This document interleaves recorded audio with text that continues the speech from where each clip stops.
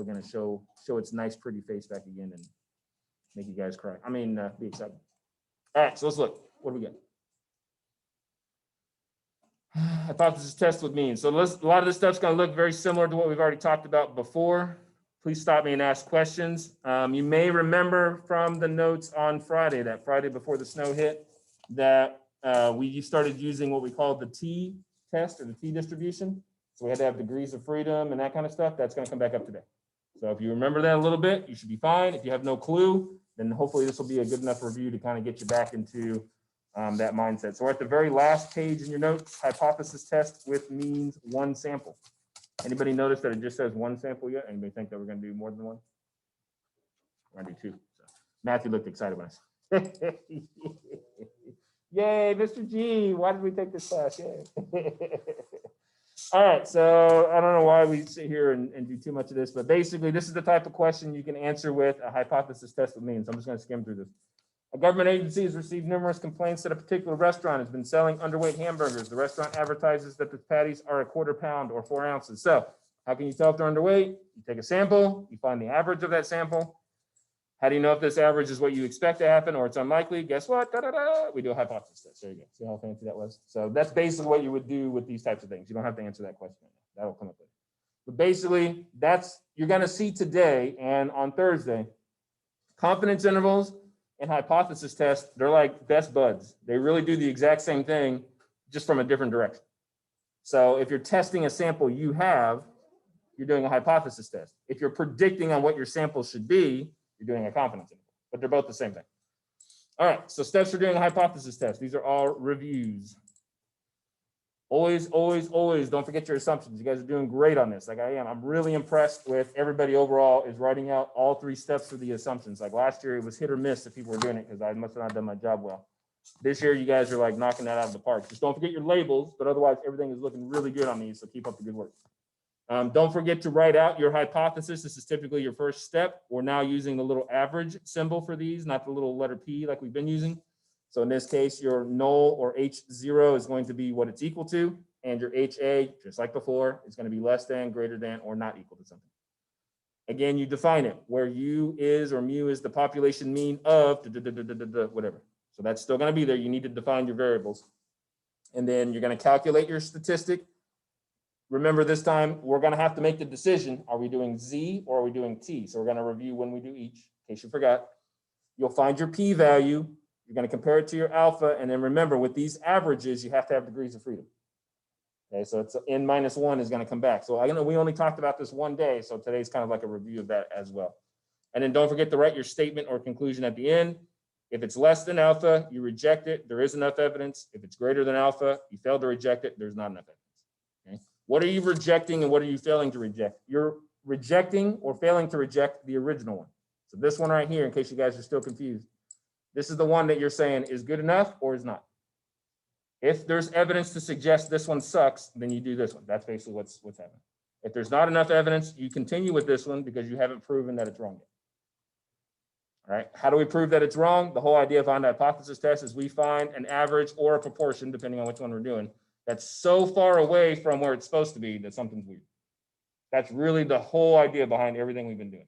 If your sample is really whatevered up to the point where you're like, this shouldn't exist, then that means your original assumption is bad and you gotta accept the alternative. That's like a layman's terms of what we've been doing for like the last 4 weeks. All right. With the T inference, remember, you use this one when you don't have the population standard deviation, right? If I do have it, Z is still technically a better way to go, but rarely in life do we have the population standard deviation because all we're working with is samples. So that means we're gonna have to do T. So one of your assumptions, all right, the first one is like always, is it random? Yes, because it tells me so, check. But the second assumption for these, both confidence intervals and the hypothesis test with means is which one are you using, T or Z? You have to state that as one of your assumptions. And the reason is right here, either T because we don't know the standard deviation for the population or Z because we do. And then the last thing you have to do is prove that the data is normal. Do we remember the 3 methods? You only have to do one of them, but do we remember what all 3 options are? This is for people, you can look at your notes if you want, but it's for people that have been paying attention. It tells you, that's the easiest one. The graph is the last one we learned. What's the one? More than 30. That's the other one. Very good. So it's given to you. That's like, thank you for being so nice to me. I know it. Now I can just move on with life. So you can just say given. The other one is a large sample size. We discussed how large, around 30 or bigger. Okay. Does 29 mean it absolutely fails? No, but let's not bend the rules too much. Let's stick with 30 or bigger. All right. The examples we'll give you are going to be like 44, 36, 62. So you shouldn't have to worry about it. And then the last one, Matthew said it, is the graph. That's where you have a list of just data with like nothing else. So you have to type it into the calculator anyways to get the average, to get the standard deviation. So while you're there, check the graph. And it's the stat plots, very last one. If it's straight, everything's linear, then your data is normal. If it's all, then it's not. Okay. Again, the whole idea is not to make these trip you up. The whole idea is just to get you guys to verify you know what you're doing and then do the problem. Okay. I know you guys want these to fail, but they're very rarely going to. All right, questions on the assumptions? We still good with these? Okay. Again, only use one of these. Emily doesn't sit back there and verify all three. Please don't do that. Because one of them won't work every time. All right, here's your two formulas. If I don't know the standard deviation and I'm using t, then my formula is this: x bar minus what the average should be divided by the standard deviation of the sample over the square root of n. So this formula looks very familiar, doesn't it? Looks just like the one we did on the very first month of school in September when we did it. But notice on both of these that I'm about to show you, the only really different part is this bottom part. Everything is divided by the square root of n, because we learned way back on the very first day of doing this unit, the sampling distribution, you always have to adjust everything for your sample size. So that's what this square root of n is doing. All right, for the z-score, again, you're going to notice it looks very familiar. X bar minus u over, except that now it's population standard deviation, but then what do you still see here? The square root of n. You have to include that because you're dealing with the sample size. So you have to account for that different standard deviation. All right, these are in your notes. You don't have to write them down if you don't want to, but those are your only two that you're going to be using for this one. Again, depending on your assumption, are you using t or are you using z?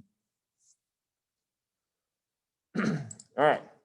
In your notes, you will see calculating p-values. For a t statistic, you use t-CDF. For a z statistic, we know how to do that when you use normal CDF. We just did that on our quiz. So for the test, let's practice using the t-CDF, which is number 6 in our calculator, another new one that we haven't used yet. Told you we're going to use them all at some point. Let's figure out what the p-values are going to be of the examples here in just a second. All right, so t-CDF, you're going to have lower bound, upper bound. And then on this one, you have to give it a degrees of freedom. It's important. If I don't have a sample size, I can't use this one. Can't make up degrees of freedom. For the Z1, we've been doing this one. This is the one we just did on the last two quizzes. All right, let's practice. So for number 1, I have a right-tailed test. I did all my calculations. I got 1.6 for my t-score instead of my z-score. My sample size is 20. What is going to be the p-value for this particular graph? So let me switch to the camera mode real quick so you guys can see the calculator steps in live action television. There we go. Turn her on. Second, bars. We're way down at option number 6 now. We've almost done everything. We will do 7 and 8 eventually. I don't think we do 9 and 10. I don't think so. Watch me be a liar. I know we've already done everything below that, except for D and E. I definitely won't use D and E. Those are for more advanced calculations. All right. So number 6 is the one you want. So it brings up your menu here. So if I am doing a right-tailed test with a 1.6 as my t-score, this is what my graph looks like right here. So 1.6 is on the right side, and which way am I going? Toward the right. So I'm going to put in 1.6 as my lower limit. That's the smallest number I want. My upper limit, we can do the same as we did with the normal CDF. We put in infinity. What are my degrees of freedom going to be on this? 19, right? It's always your n minus 1. So if you need to remember that, write it right there. Degrees of freedom, n minus 1. Always, always, always, always. Press enter a few times. Da, da, da, da. We get 0, 6, 3, 0. That's my p-value for this test. That makes sense? What if it's a two-tailed test? What's the only thing I do different? What's the last step I got to do to make sure I have the right p-value for a two-tailed test? Multiply your p-value by 2. All right, so practice that one real quick. See what you get for this one here.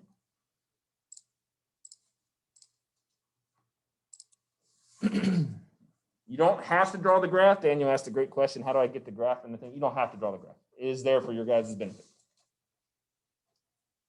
I make my on-level students draw the graph because they don't know left from right if I don't tell them. But you guys, you draw it if you want to or don't. It's not a requirement for the AP exam. I still draw it now, so don't feel bad if you do, because I sometimes don't know my left from right.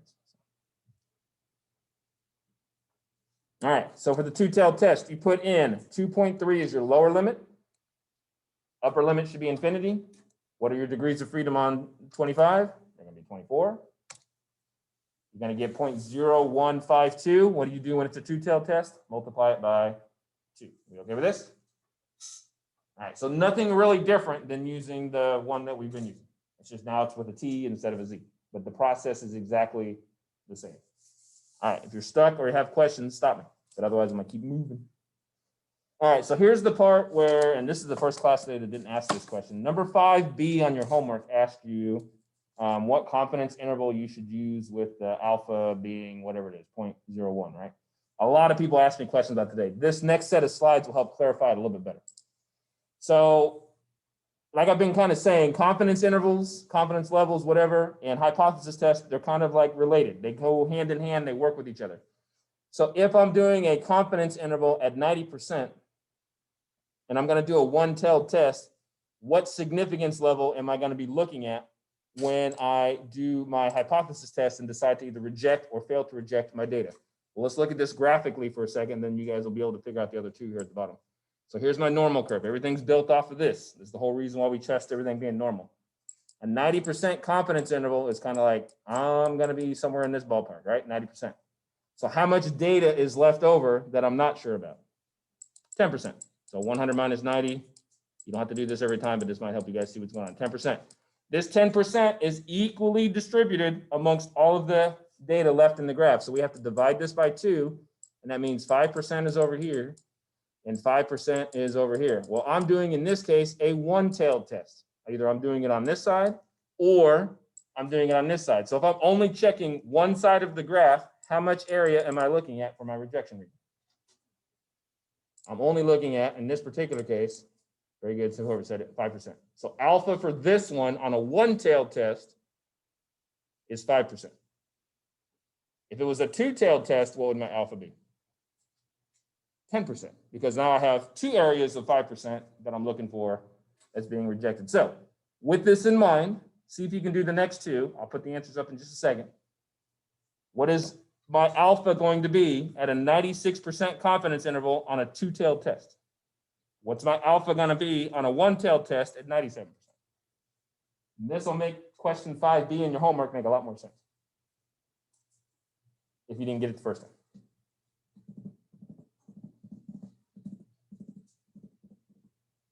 Just remember, everything in the graph equals 100%. So start with that if you don't know where to start. And then we're going to reverse the process on the next section. All right, we think we got it? All right, so for a 96% interval, I'll draw the picture one more time just so you guys can see it. So that's getting uglier as I go. 96% here. So what's left over total? 4%. That means there's 2% on this side, and there's 2% left over on this side. I'm doing a two-tailed test. So what's my alpha going to be this time?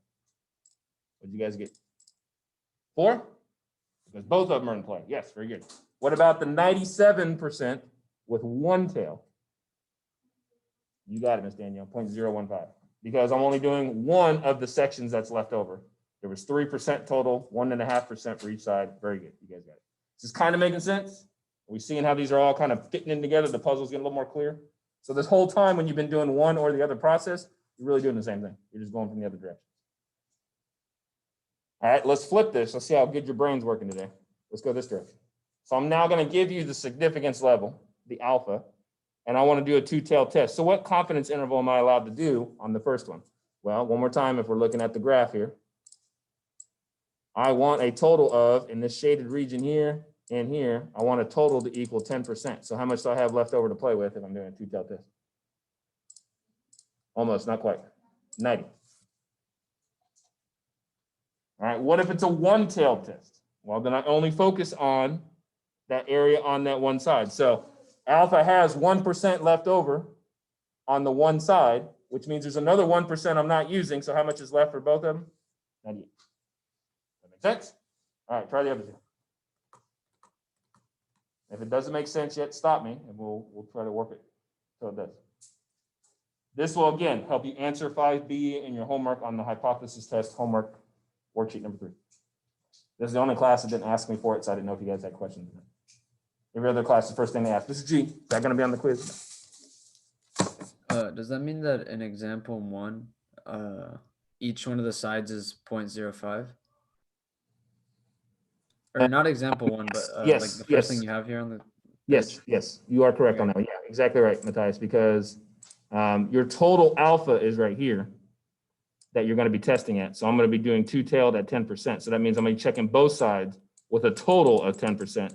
So yeah, like you said, that means each one's going to be 5 and 5. Yep. Okay. Very good. All right, so let's see what you got for this one. So I'm testing alpha at 4%. That's my make or break threshold limit, right? But I'm doing it for two-tailed. So that means both areas have to equal 4%. So what does that leave left over for my area in the middle? 96. You guys got it? All right. What the one-tailed test to me takes an extra second. Just double check. So I'm doing a one-tailed test. I'm only going to be looking at 6%. There's an additional 6% I'm not using. So how much area is left over in the middle to look at? 88. Very good. Are you guys getting it? All right. So now you see how these work together. We're going to revisit this in just a little bit as we go through this process. Sorry, I'm getting excited, but I think some of you guys are starting to see the big puzzle. All right, let's do this one example, and then we'll be done for the day. The degree of reading power, DRP, okay, is a test of the reading ability of children. Here, I see they test you guys all the time. You didn't know that. Here are the mean and standard deviation DRP scores for a random sample of 44 third grade students in a suburban district. So they gave us the sample average, and they gave us the sample standard deviation because it's a little s. At the 1.1 or 10% level of significance, is there sufficient evidence to suggest that this district's third graders' reading ability is different than the national mean of 34? Okay, so we got a lot of information thrown at us. Let's go through this piece by piece. Number one, is our data going to be normal? Yeah, because it's bigger than 30. So just things to look at. Am I using T or Z on this one?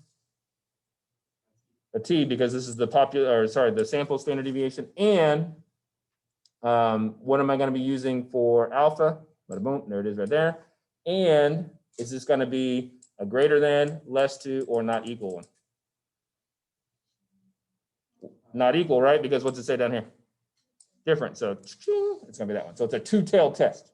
So just keep that in mind. Okay, so let's go through all the steps and process as we go through this stuff. All right, so since the sample size is large enough, the sampling distribution is approximately normal. We're going to use T because standard deviation is unknown. And let me move this out of the way. We have a simple random. So these are your assumptions. It skipped over the hypothesis, so this really goes first. And then this is your assumptions. So I would write random because, T because, normal because. There's my 3 labels for my assumptions. And then don't forget to write out what your hypothesis is for these things. So our assumption is that the average reading score for the population is 34, whatever. That's what was given to us in the problem. The national average is 34. Cool. We're testing if we should accept the alternative that it's different than 34, because what was our sample size? 35.091. So we got to know X bar that was a little bit different. So what we want to know is, I'll write it up here, 091. So we want to know, is this weird enough to get rid of this? That's what we're basically asking ourselves. If it's not, then 34 is still good. We're going to go with it. Maybe we just have a randomly chosen group of students who happen to be a little bit smarter. Yay, kids. I mean, at least we're better, right? It'd be sad if we were lower than. But we want to know, is this weird enough to now say, no, it's not 34 anymore, it's something different. That's what our hypothesis test is looking for. So if it's not far enough away, then our p-value is going to be big, and therefore we won't be rejecting things. So plug everything into your equation. 35.091 minus the u, which is 34, divided by the sample standard deviation of 11.189, divided by the square root of 44. You'll be okay with my numbers came from? I'll put the labels on there real quick if you need to see them. So this is my X bar. This is my population average. This is the little s that we got earlier. This is the n. All right, and the formula is in your notes there. T equals x bar minus mu over s over square root of n. So just plug them all in. What are my degrees of freedom on this one? Because we're gonna need to hear in just a second. 43, right? Because 44 is our sample size. So if you need to write that over here somewhere, df equals 43, then make sure you do that, because you'll need that when you do your p-value stuff here in a second. So we feel a little more comfortable finding all this information. I mean, we've done probably 15, 20 of these together in class now. So. All right, once you get this, this is your t-score on the graph. So if you need to draw a picture, here's your graph. All right, 0 is down the middle. So if I got a t equal to 0, I'd be right in the middle where my average is at. But I don't. I have a positive number somewhere like right here. It's not too far away. 6, 4, 6, 7. Again, I'm not going to test over the center. So I'm going to test from here going this way. All right, we didn't have a direction in our hypothesis, but we know we're not going to cross the middle. There's no need to. So you're going to plug this in as your lower, and then your upper is going to be the 1E99, and then you're going to get your p-value.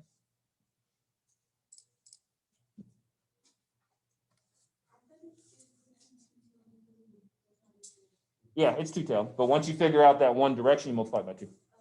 So your final answer should be 0.5212. Derek, you stretching? You got a question? Okay, gotcha. Remember, in this particular case, it tells us our alpha is 1. So please get into the habit. Write down this right here, right next to all your work, that alpha is equal to 0.1.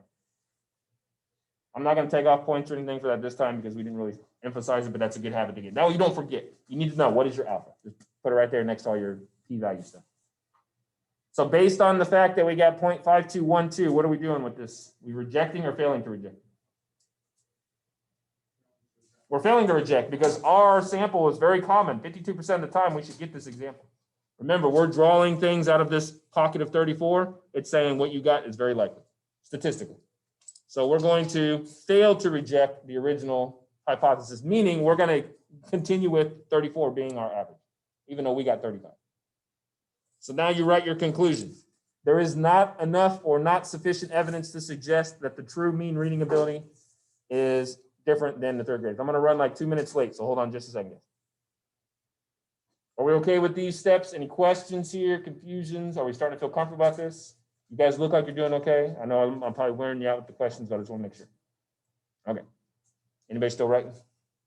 Call people? Yeah, finish writing. All right, so as they're finishing, letter B and C. Answer this while you're waiting, if you're done. What confidence interval should I use so that my results match this hypothesis test? Letter C, I give you the confidence interval. What do we notice about our hypothesized mean? Very good. And that's going to be important to look at for just a second. So this is going to wrap everything up. And then when you guys come into class on Thursday, before we take our practice quiz, we're going to do example 2 for sure, and maybe the bonus exam, just to make sure you guys are good to go. All right, still got a few people writing, so I'm going to let them finish. And then we'll answer B and C. It's important to kind of know what's going on. Then I'll let you guys mosey on out of here to get your lunch. Waterburger's calling Matthew right now. Okay, so flip it over to B and C. What confidence level should you use to get the exact same results? Well, I was testing at an alpha of 0.1 with a two-tailed test. So how much area is left over? 90%, right? Because the 10% was both sections together. So if you're getting this, then you're doing very well. If you're still not getting it yet, there's homework problems you can practice and see if it'll make a little more sense with you. I don't know why it says compute the interval. It's already in your notes. There it is. What do we notice about the hypothesized mean and everything else? Well, this is where I would expect my actual average to be. We hypothesized it was 34. Our actual sample came from, what is it, 35.091, something like that. Well, doesn't that fit in there too? So this is why we didn't throw out the original hypothesis. What we got as a sample, we're pulling samples out left and right here. 44 every time, 44, 44, 44, like infinite amount of times we're pulling out samples. 90% of the samples we get should fit in there. We got one, 35 point whatever. So there is no reason for us to say 34 is wrong. There's no reason for us to assume the confidence interval is off.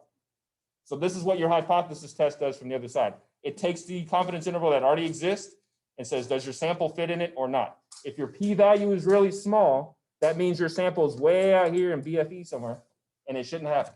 your confidence interval is screwy, change it. If it's a big p-value, big enough to not be a problem, it fits inside your interval and everything's good to go. I hope that helps kind of summarize what we've been doing for the last 4 weeks.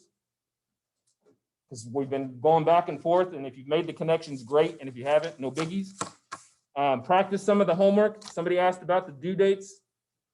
I moved them all to the 28th, I believe, except for the homework from last night was still due.